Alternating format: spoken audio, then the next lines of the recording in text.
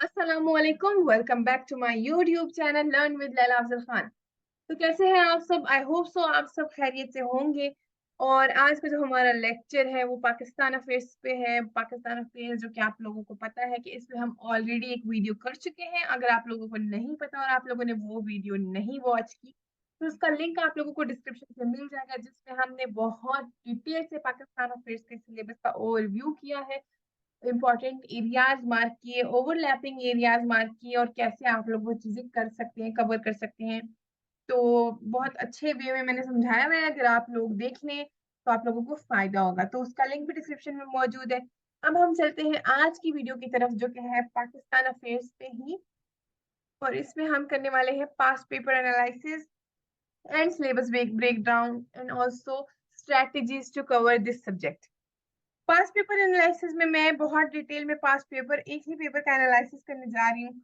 उसी एक पेपर से आप लोगों को बहुत फायदा होने वाला है और आप लोग सीख लेंगे हम पास्ट पेपर से कैसे आइडिया ले सकते हैं कि पेपर किस तरह बनता है, क्वेश्चंस किस तरह आते हैं किसी भी टॉपिक में से, और फिर आगे हम उसको किसी भी टॉपिक में से खुद से क्वेश्चंस कैसे बना सकते हैं। इसके बाद हम करेंगे सिलेबस ब्रेक डाउन, जिसमें हम सिलेबस को डिफरेंट पार्ट्स में, डिफरेंट सेक्शंस में, पोर्शंस में ब्रेक करेंगे। ब्रेक करने का क्या फायदा होगा ये मैं आगे बताऊंगी वीडियो में। तो चलिए हम अपना आज का लेक्चर स्टार्ट करते हैं।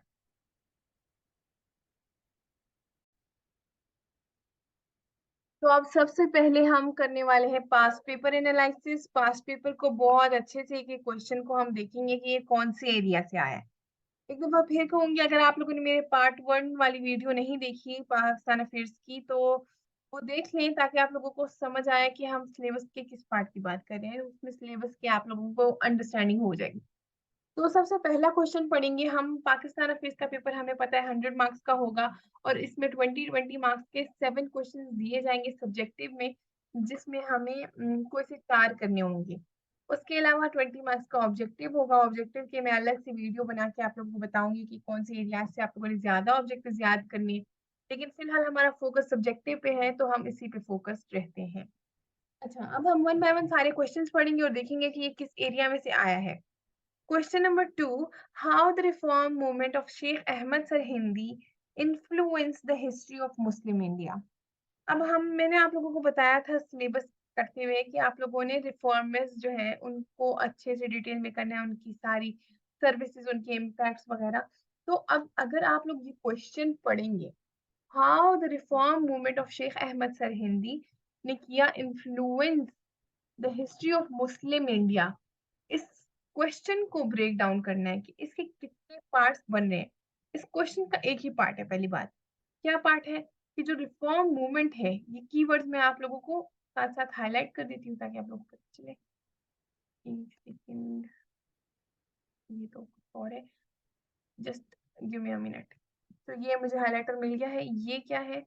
यहाँ पे हमने देखा कि रिफॉर्म मूवमेंट की बात करें, reform movement of Sheikh Ahmad Sirhindi influence the history of Muslim India.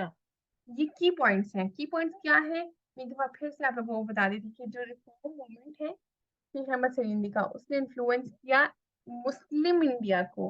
देखिए, सब कॉन्टिनेंट की अगर मैं बात करूं, वहां पे है हिंदू, सिख, मुस्लिम, अंग्रेज भी थे।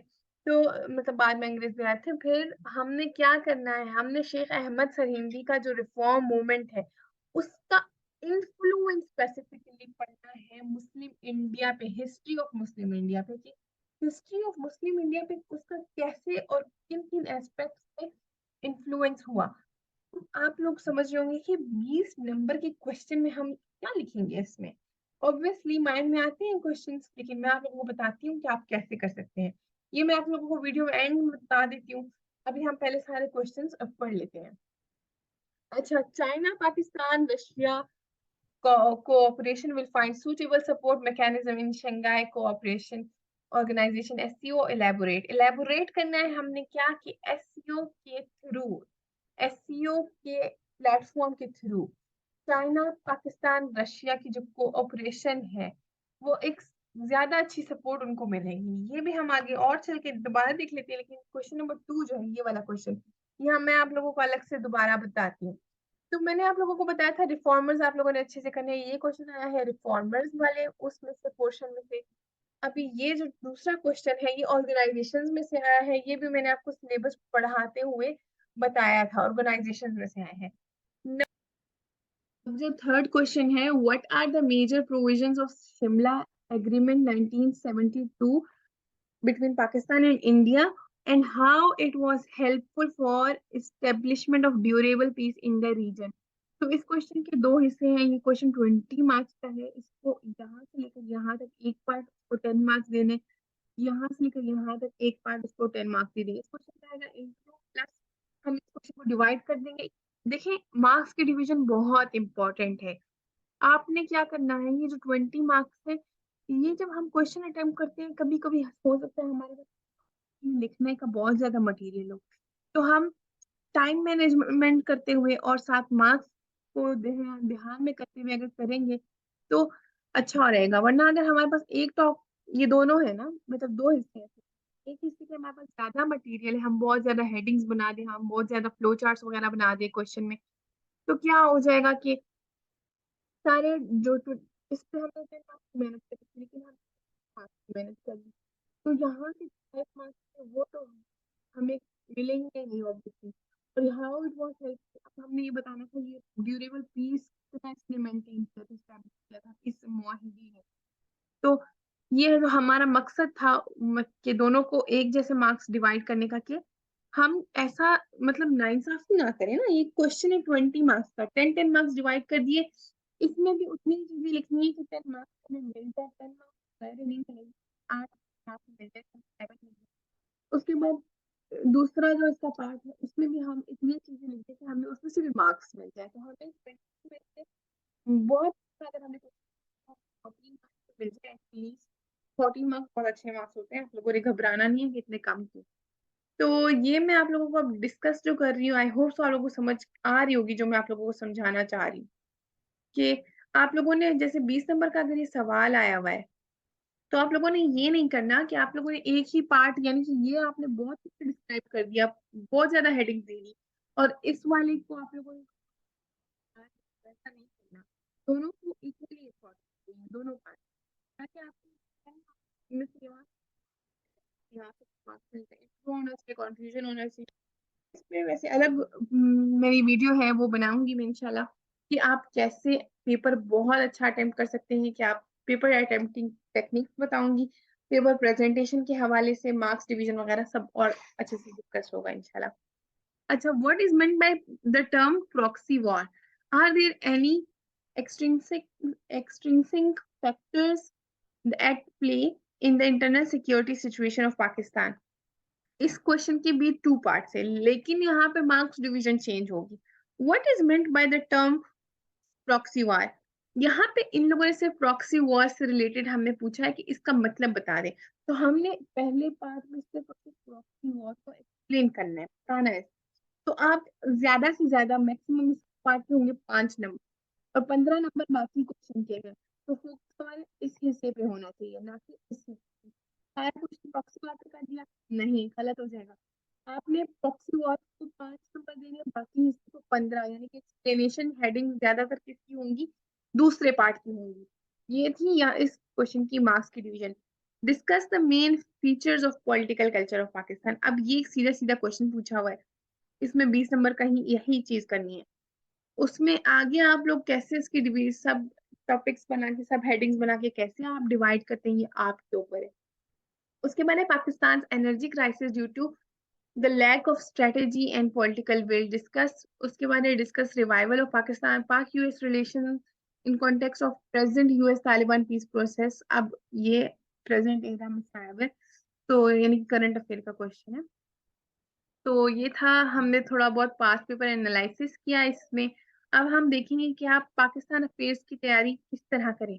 अगर मैं चाहती तो मैं पहले वो डिवीजन बता देती सिलेबस की, लेकिन मैंने इसलिए पहले हम सिलेबस एक 5 पेपर को डिस्कस किया। आप इस तरह 2-3 पेपर को अपने आप के साथ कर लें कि कैसे कौन से एरिया में से क्वेश्चन आया हुआ है। जैसे ये हिस्ट्री में से क्वेश्चन आया हुआ है, ये पहला क्वेश्चन हिस्ट्री में से है। दूसरा क्या है, ऑर्गेनाइजेशंस में से आया है। तीसरा क्या है, ये अगेन पोस्ट पार्टीशन हिस्ट्री में से आया हुआ है। अब आगे ये कोई और एरिया है, फिर कोई और एरिया, फिर कोई और, फिर कोई और। तो ये हम अभी देखते हैं हम कैसे डिवीजन कर सकते हैं। स्पेशली अगर हम पाकिस्तान अफेयर्स का सिलेबस देखें तो हिस्ट्री का पोर्शन उसमें बहुत ज्यादा है, हिस्ट्री भी बहुत ज्यादा है, तो उसमें से क्वेश्चन आ सकता है, इसे छोड़ हम कुछ भी नहीं रहे चॉइस पे। अब हम स्टार्ट कर लेते हैं डिवीजन। तैयारी करने से पहले आप लोगों ने क्या करना है कि डिवाइड कर देने पोर्शंस। पोर्शंस की डिवीजन क्यों इम्पोर्टेंट है, इसलिए इम्पोर्टेंट है ताकि आप लोग तैयारी करें कि आप लोग फॉर एग्जाम्पल तैयारी कोई भी किसी भी सब्जेक्ट की स्टार्ट करता है तो सबसे पहले वो देखता है कि वो कितने दिन में वो तैयारी कर सकता है, डेज देखता है कि कितने दिन में वो तैयारी इस पर्टिकुलर सब्जेक्ट की कर सकता है। जब आप फॉर एग्जाम्पल आपने किसी सब्जेक्ट को 12 दिन देने, तो उसमें से आप लोग हर रोज के टॉपिक्स डिसाइड करोगे। तो यहाँ पे मैंने आप लोगों को जो डिवीजन करके दी हुई है, आगे मैं समझाऊंगी भी, तो आप लोगों ने ये दिन असाइन करने हैं कि आप लोगों ने एक जो डिवीजन पोर्शन है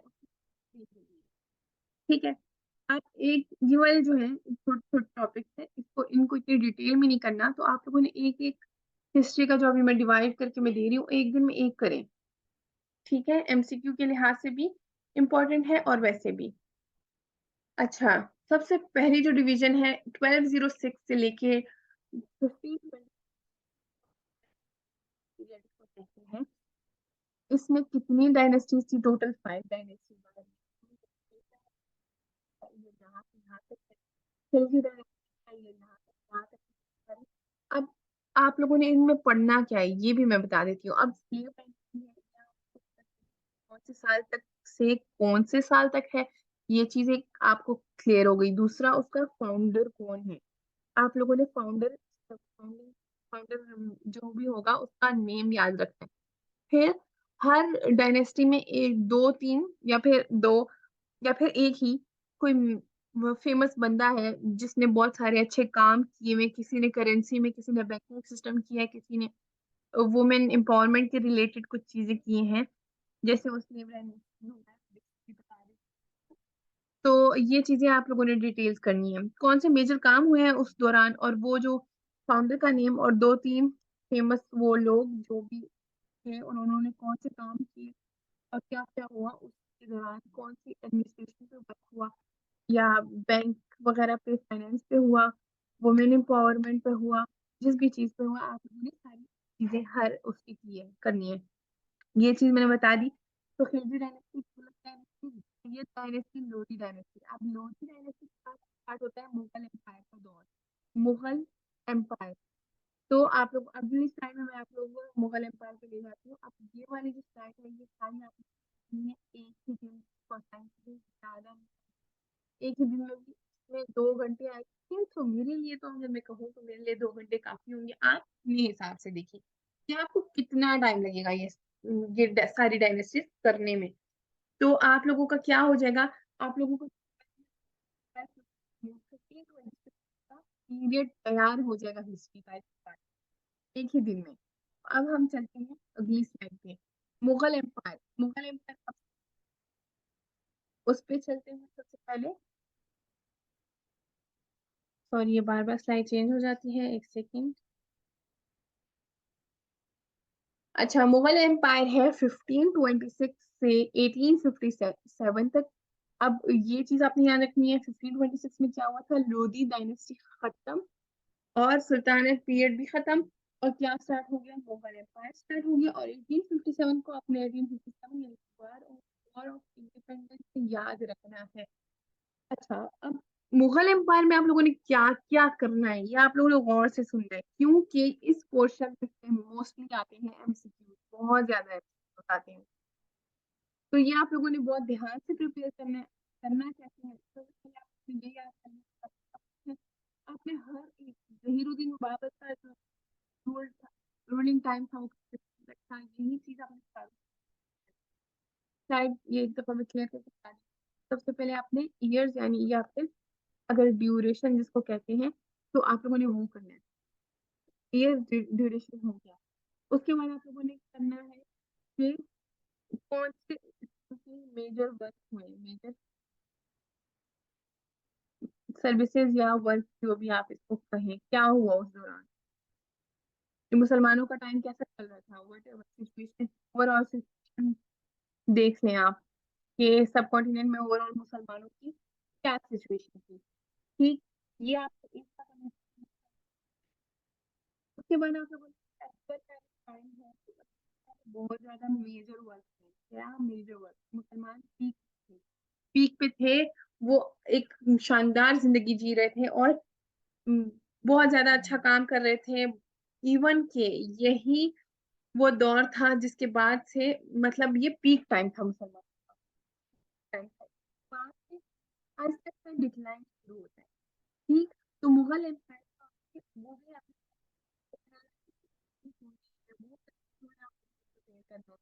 तो जहांगीर करना है उसके बाद ये इसके बाद ज्यादा फोकस करना है कि डिक्लाइन मुसलमानों का कैसे हुआ, कौन से वो फैक्टर्स रिस्पॉन्सिबल है for the decline of Muslim rule in this सब कॉन्टिनेंट। तो इसके बाद हम अब देखते हैं अगली क्या डिवीजन है। अगली डिवीजन है British rule in the subcontinent. अब British rule in the subcontinent क्या है, कहाँ कब से कब तक है? ऑब्वियसली 47 तक है, जब इंडिया और पाकिस्तान दोनों आजाद हो गए। तो इस दौरान तो बहुत कुछ हुआ है, बहुत कुछ। अब रिफॉर्मर्स को तो आपको करना ही करना है, इन लोगों की क्या सर्विस। मैंने स्टार्टिंग में फर्स्ट जो मेरा लेक्चर है जो सिलेबस से रिलेटेड है उसमें मैंने बताया हुआ है कि आप लोगों ने कैसे उनको प्रिपेयर करना है। आज इस वीडियो में मैं ब्रिटिश रूल पे फोकस करूँ कि ब्रिटिश रूल के दौरान कौन से एक्ट पास हुए, आप लोगों ने क्या क्या करने हैं। उसके बाद आप लोगों ने देखा बंगाल पार्टीशन, बड़े बड़े इवेंट्स हुए हैं, आप लोगों ने सारे करने, उर्दू हिंदी कंट्रोवर्सी वगैरह वगैरह चीजें। ये हो गए हमारे फोर्थ। एक मैं आप लोगों को फाइव टॉपिक बताती हूँ इंस्टीट्यूशन थे, जैसे क्या मूवमेंट्स कह सकते हैं आप, जो मुसलमानों के हक में हो रहे थे, जैसे कि अलीगढ़ मूवमेंट हो गया। और इसके अलावा जो दारुल उलूम देवबंद और जो पेशावर का जो कॉलेज था, इस्लामिया कॉलेज पेशावर, ये चीजें ये आपने इम्पोर्टेंट जरूर पढ़नी है। उसके बाद जो है आप लोगों ने पोस्ट पार्टीशन के भी इसी तरीके से बना देने हैं। पोस्ट पार्टीशन में आप लोगों ने क्या करना है टेबल में पोस्ट पार्टीशन। अब सर, पाकिस्तान बन गया, इनिशियल प्रॉब्लम क्या थे, एजुकेशन से रिलेटेड, पॉलिटिकल, सारे प्रॉब्लम्स, वो सब कुछ आप लोगों ने कर लेने इनिशियल जितनी भी प्रॉब्लम्स हैं। Educated, education related, political politics related, और हॉस्पिटल वगैरह और फाइनेंस रिलेटेड जितने भी प्रॉब्लम्स थे, एक ये टॉपिक आपका है। दूसरा करंट अफेयर्स पे अगर आ जाए तो करंट अफेयर्स पे ज्यादातर अब हम मैं पिछली स्लाइड पे जाती हूँ जहाँ पे मैंने बताया था कि ये है क्वेश्चन आया था। एक सेकेंड। हम्म।